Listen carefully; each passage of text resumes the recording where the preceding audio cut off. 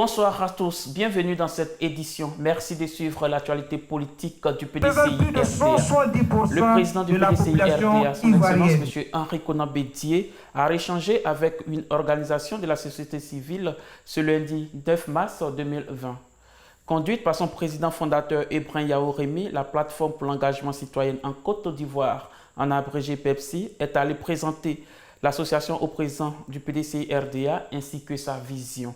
Cette organisation de la société civile qui a pour objectif de contribuer à la préservation de la paix pour un état de droit et la liberté d'expression en Côte d'Ivoire est inquiète au regard de l'évolution de la situation socio-politique.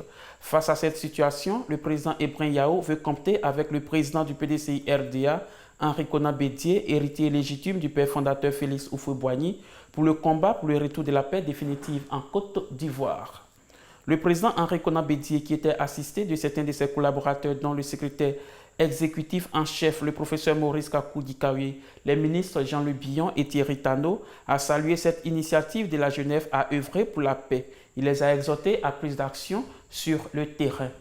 Bien que vous soyez une plateforme de la société civile, bien que vous soyez apolitique, vous avez énumérer les objectifs de votre association. Les 11 points que j'ai retenus. Votre combat s'inscrit dans l'établissement en Côte d'Ivoire d'un état de droit pour que règne la démocratie. Vous avez voulu également, à travers ces points, l'égalité des chances. Vous avez voulu la justice. Vous avez voulu le bien-être des Ivoiriens. Et vous avez voulu le renforcement d'une conscience de la jeunesse, une conscience affirmée de la jeunesse au combat, puisque cette jeunesse représente 70% de la population. Nous sommes au PDCI RDA entièrement d'accord. Nous sommes donc en phase. Mais pour que cette conscience s'affirme et que son avenir s'inscrive dans ce qui peut être le meilleur pour vous, il faut que vous soyez sur le terrain, que vous puissiez vous exprimer lors des élections présidentielles. Il faut que votre combat, ça appuie le combat de tous ceux qui luttent pour tout ce processus qui nous conduira jusqu'aux élections. C'est à ce prix que cette jeunesse pourra s'affirmer et consolider son avenir en Côte d'Ivoire. À la fin de cette rencontre, le président fondateur de la PEPSI a fait le résumé de la rencontre avec le président Henri Konan Bédié au micro de PDCI TV. Le garant de l'unité et de la paix en Côte d'Ivoire s'appelle Henri Konan Bédié. Il est de notre devoir de venir vers lui et lui exprimer notre gratitude pour toutes ses démarches et surtout pour sa lutte sans cesse pour la recherche de cette denrée rare qu'est la paix. La plateforme des jeunes de la société civile ivoirienne, elle a été mise en place à l'analyse des 3 grandes crises que nous avons connues en Côte d'Ivoire, à savoir le coup d'État de 1999, la rébellion armée de 2002 qui a endeuillé notre patrie et ensuite la crise post-électorale de 2010. Il ressort de notre analyse que ceux qui ont payé le plus grand prix de ces différentes crises, c'est cette jeunesse ivoirienne. Nous disons trop c'est trop.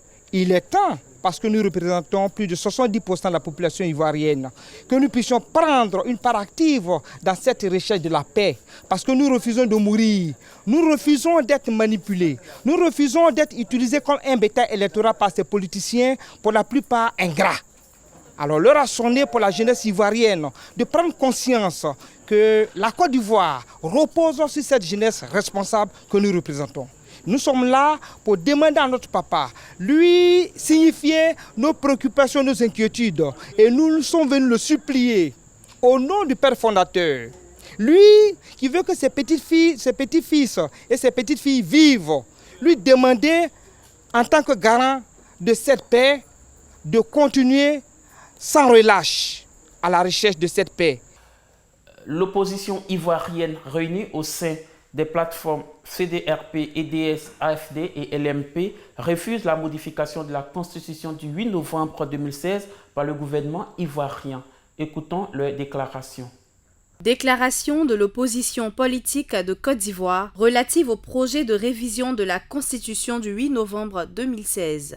Le président de la République, M. Alassane Ouattara, devant le Parlement ivoirien réuni en congrès le jeudi 5 mars 2020, à Yamoussoukro, a annoncé au cours de son message sur l'état de la nation sa décision de ne pas être candidat à l'élection présidentielle du 31 octobre 2020 et sa volonté de procéder à la révision de la Constitution du 8 novembre 2016. L'opposition politique ivoirienne réunie dans les plateformes CDRP, EDS, FPI-AFD, LMP, et les partis politiques URD et Leader se félicitent de la décision du chef de l'État de ne pas se présenter à la prochaine élection présidentielle. Cependant, en ce qui concerne la révision de la Constitution du 8 novembre 2016, adoptée par voie référendaire et qualifiée par le président Alassane Ouattara, lui-même de texte moderne, harmonieux, ayant permis de retirer tous les articles confligènes de la Constitution de 2000, l'opposition politique ivoirienne réitère son refus de la révision de la Constitution du 8 novembre 2016 et demande au chef de l'État de laisser l'opportunité au prochain président de la République d'initier toute révision constitutionnelle qui jugera nécessaire. Par ailleurs, l'opposition politique ivoirienne rappelle au président Alassane Ouattara qu'il ne lui appartient pas de transférer le pouvoir d'État à ce qu'il qualifie de jeune génération qui aura appris auprès de lui, mais au seul peuple souverain de Côte d'Ivoire, de désigner son président au suffrage universel direct. Enfin, l'opposition ivoirienne significative demande à tous les démocrates de Côte d'Ivoire de rester mobilisés et d'être à l'écoute des mots d'ordre afin de faire échec par tous les moyens démocratiques constitutionnels au tripatouillage de la Constitution du 8 novembre 2016 décidée par le président Alassane Ouattara. Fait à Abidjan le 6 mars 2020 pour l'opposition politique ivoirienne, M. Ouattara Nyonzié, président du RPP. Face à cette situation, les équipes de PDCI TV sont allées à la rencontre de certains Ivoiriens pour avoir leur avis sur la modification de la Constitution et la réforme de la Commission électorale indépendante, CEI. C'est un sujet qui est très sensible. Mais si le président de la République décide de se retirer, je souhaiterais, à mon humble avis, que le président se retire de tout et que le peuple décide de laisser. Demain, lui va partir. Nous, on est Ivoiriens, on reste ici. On fait comment? Si cette constitution n'arrange pas les Ivoiriens, qu'est-ce qu'on fait? Il va nous léguer quoi? Qu'est-ce qu'il nous laisse? Si cette constitution n'est pas bonne, il va nous léguer quelque chose qui va demain détruire l'avenir de nos enfants. Je souhaiterais que la constitution ne change pas. La proposition de révision de la constitution, c'est le président de la République qui propose.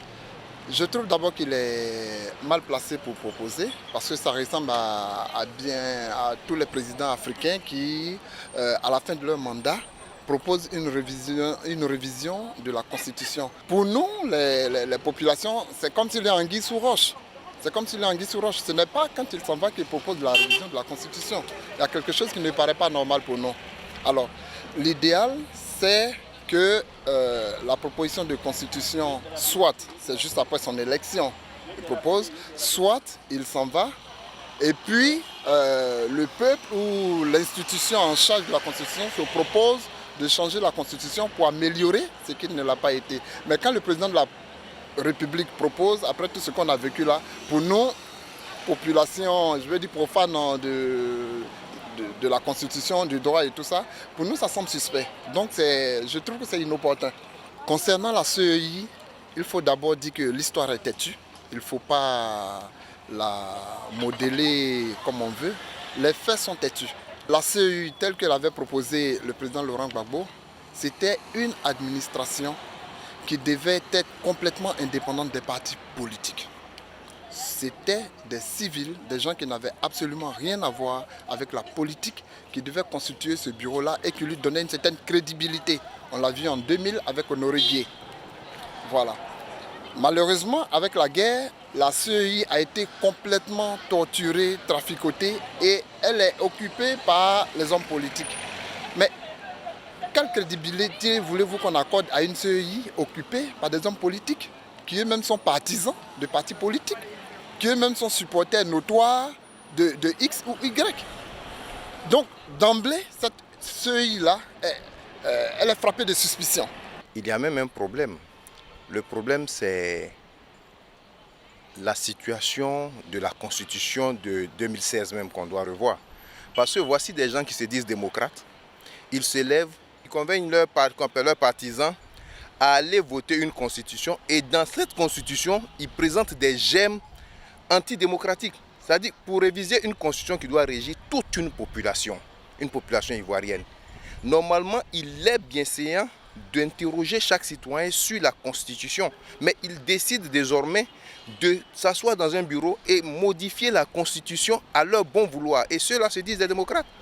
En tout cas, ce qui est sûr, nous estimons que cette Constitution n'a pas valeur parce qu'on est en train de parler de mettre en place des mécanismes pour que la Côte d'Ivoire soit sécurisée et soit en paix pendant des années et des décennies. Si moi demain je deviens président de la République avec ces articles-là et je modifie à volonté la Constitution, est-ce que vous pensez que le peuple sera d'accord? Parce que le vrai problème, c'est que le principe, c'est que moi j'estime que la Constitution même de 2000, on doit la revoir parce que la Côte d'Ivoire a une histoire et la Constitution doit résumer en fait toute cette histoire-là et permettre aux Ivoiriens de trouver leur compte dans toute leur entièreté dans la Constitution. Nous sommes 61 ethnies en Côte d'Ivoire et la Constitution doit prendre en compte les intérêts de toutes les populations. Aujourd'hui, on nous dit que des gens veulent modifier la Constitution pour pouvoir essayer de se mettre dans un confort. Bon, qu'il en tienne, mais nous estimons que cette Constitution ne nous concerne pas parce que nous disons que le peuple de Côte d'Ivoire doit être souverain et les démocrates doivent faire en sorte que ce peuple de Côte d'Ivoire-là demeure souverain quant à ce qui doit les régir. Je pense que cette CEI-là, simplement, on doit la balayer. Elle ne doit même pas organiser les élections. Pourquoi? Il y a des fondements. Aujourd'hui, les gens ont fait la fixation des dates, le qu'on appelle octobre.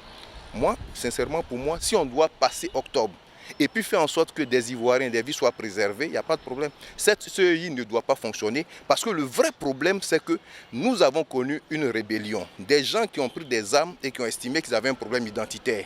Et quand ils sont arrivés, ils se sont empris à tous les registres d'état civil. Aujourd'hui, on a un problème d'état civil. Mais quand on nous dit qu'on donne la carte d'identité aux gens, mais diandre, on ne peut pas donner la carte d'identité nationale à des personnes alors que nous savons que le registre d'état civil n'existe pas. La preuve, c'est que l'Union européenne, aujourd'hui, nous avons sur qu'on appelle nos smartphones, qu'on appelle un document où l'Union européenne a mis à la disposition de la Côte d'Ivoire une trentaine de milliards pour reconstituer l'état civil. Quand est-ce que ce travail a été fait? Est-ce que ce travail a été fait avec la synergie de tous les Ivoiriens?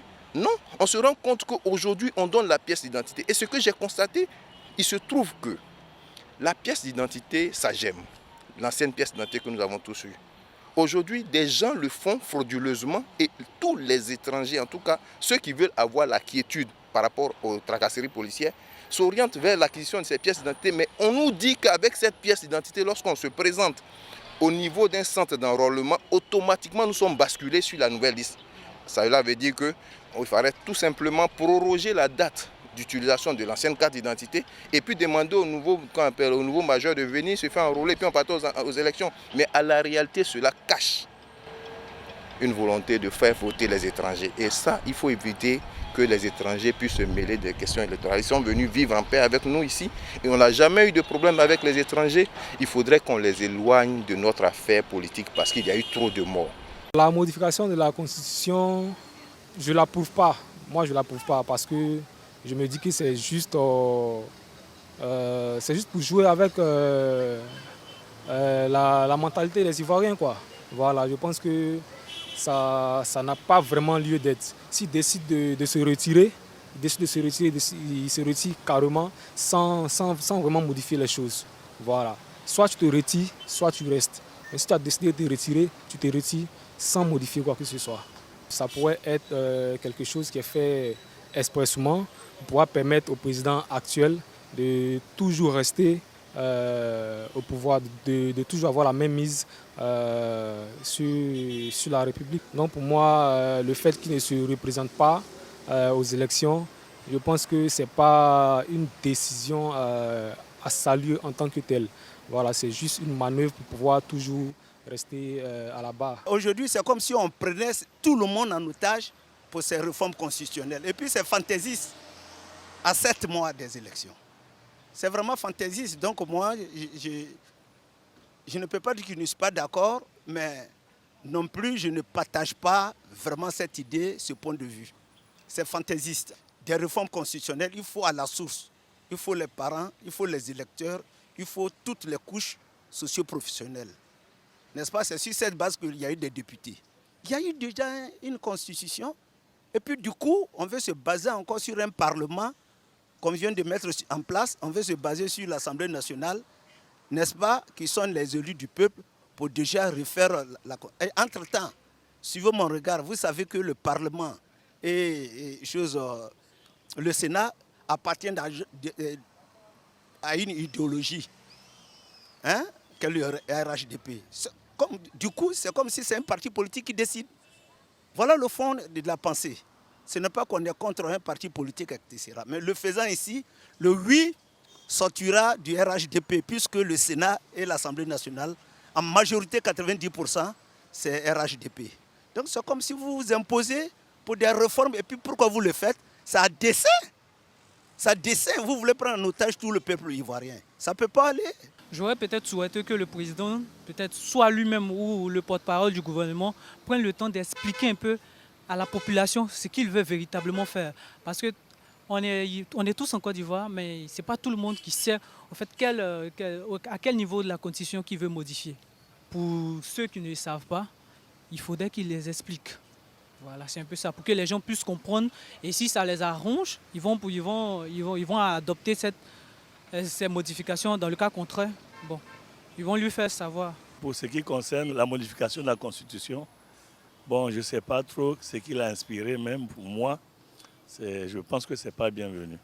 S'il veut se retirer, il se retire tranquillement. En même temps qu'il modifie, il s'en va.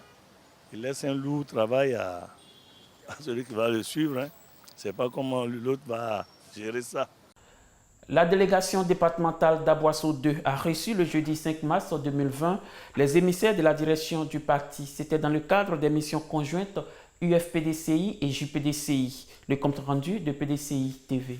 Dans le cadre des missions conjointes de l'UFPDCI et de la JPDCI, la délégation départementale du PDCI RDA d'Aboisseau 2, Maféré, Adjoint et Kouakro, a reçu les émissaires de la direction du dit parti le jeudi 5 mars 2020 à Maféré.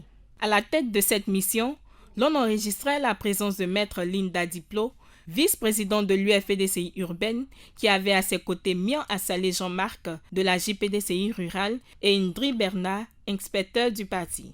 Se réjouissant de la visite de travail des émissaires du PDCI RDA dans sa localité, le délégué départemental du PDCI RDA d'Aboisseau 2, Nzalassé Francis, après avoir situé le cadre de la mission conjointe de l'UFPDCI et de la JPDCI et fait l'état des lieux de sa délégation, a rassuré ses hôtes de la vitalité du parti septuagénaire à Aboisseau et plus précisément dans sa délégation. Rassurez-vous, mesdames, messieurs, membres de la délégation, rassurez-vous que le PDCI est vivace.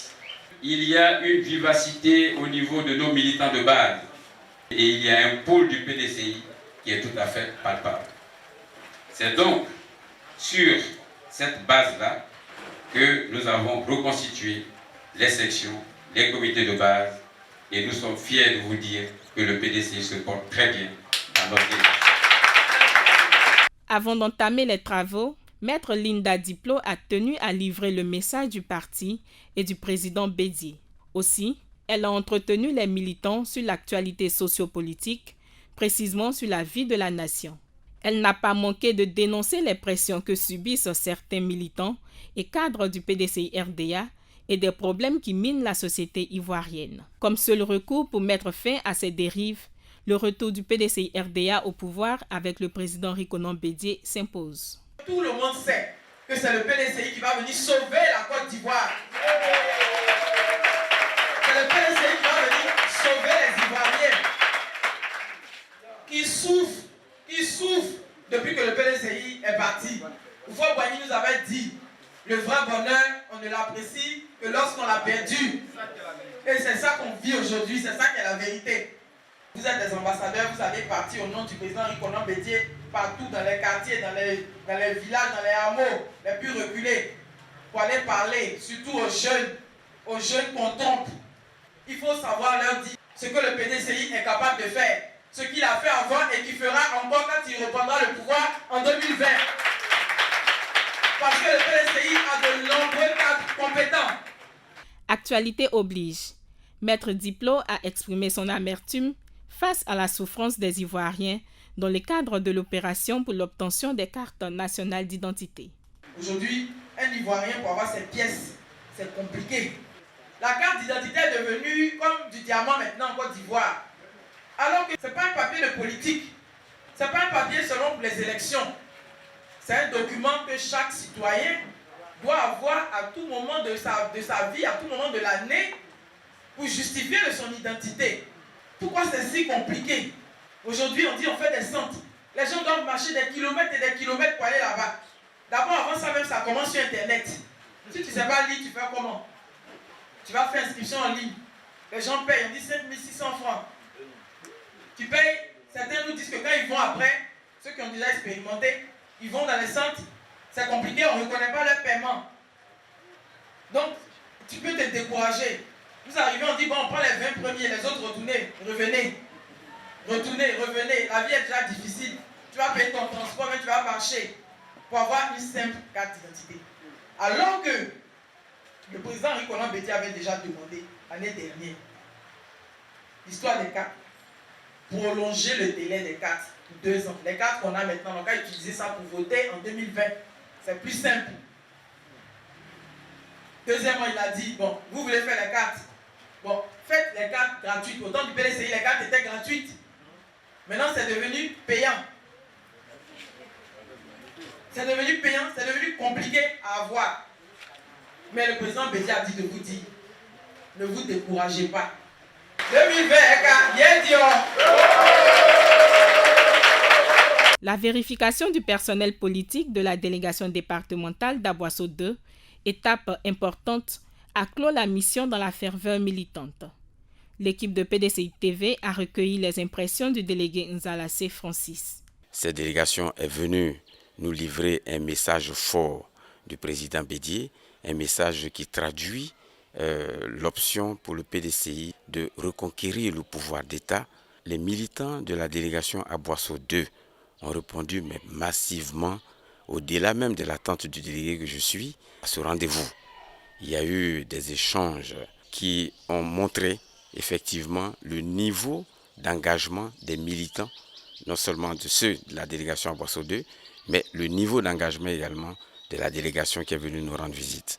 En tout cas, mon impression en tant que délégué est très très bonne. Le vendredi 6 mars 2020, une délégation du PDCI-RDA avec à sa tête le secrétaire exécutif en chef, le professeur Maurice Kakou Gikawe, a pris part à la veillée militante de feu Charles Kofi Dibi. Le PDCI-RDA continue de pleurer son vice-président Charles Kofi Dibi. Une délégation du parti septuagénaire, conduite par son secrétaire exécutif en chef Maurice Kakou Gikawe, est aux côtés de la famille de Charles Kofi Dibi pour prendre part à la veillée militante. C'était le vendredi 5 mars 2020, au domicile de Dauphin 6 à la Riviera 3. Le secrétaire exécutif Seri Bingue Sampriva, chargé des sections, des délégations départementales et communales du PDCI-RDA, après avoir traduit la compassion du PDCI-RDA à la famille éplorée, il a dévoilé les raisons de leur présence avant de demander au Seigneur d'accueillir le grand militant, l'homme de foi qui était Charles Kofi Dibi. C'est dans le cadre de cette veillée militante que le secrétaire exécutif, accompagné des vice-présidents, des membres du secrétariat exécutif, les délégués de la zone de Cocody et tous les militants pour venir ici même, prier, chanter notre Dieu pour que dans sa grande miséricorde, il puisse accueillir dans la cité céleste l'âme de notre frère Charles Kofi-Dibi. Nous sommes ici donc ce soir dans le cadre de cette veillée de prière. Nous profitons pour réitérer au nom du secrétaire exécutif, au nom du président Henri Konan Bédié, nos sincères condoléances à la famille de notre frère. Sensible à la visite rendue par le PDCI-RDA, le porte-parole de la famille Konan Lucien a remercié la délégation du PDCI-RDA pour son élan de solidarité, surtout à un moment aussi douloureux pour la famille. Abi Kofi Richemont, membre de la délégation et proche du défunt, a fait un témoignage en hommage à l'ancien président du Conseil économique, social, environnemental et culturel. Notre frère, le président Charles Kofi-Dibi, par son savoir-faire, par son esprit de rassemblement, par sa générosité, son humilité, a pu mettre ensemble tous les enfants de la région de la Marawi. Désormais, à la Marawi, nous parlons le même langage et nous regardons dans la même direction avec notre leader charismatique que nous venons malheureusement de perdre en la personne du président Charles Kofi-Dibi. Suite à ce témoignage, le secrétaire exécutif en chef du PDCI-RDA, le professeur Moïse Kakou-Dikawe, s'est incliné devant la chapelle ardente où trônait la photo de Charles Kofi-Dibi avant de prendre congé de la famille avec sa délégation. C'est toujours un plaisir d'être en votre compagnie sur PDCI TV, la chaîne officielle du PDCI-RDA. À bientôt dans une nouvelle édition.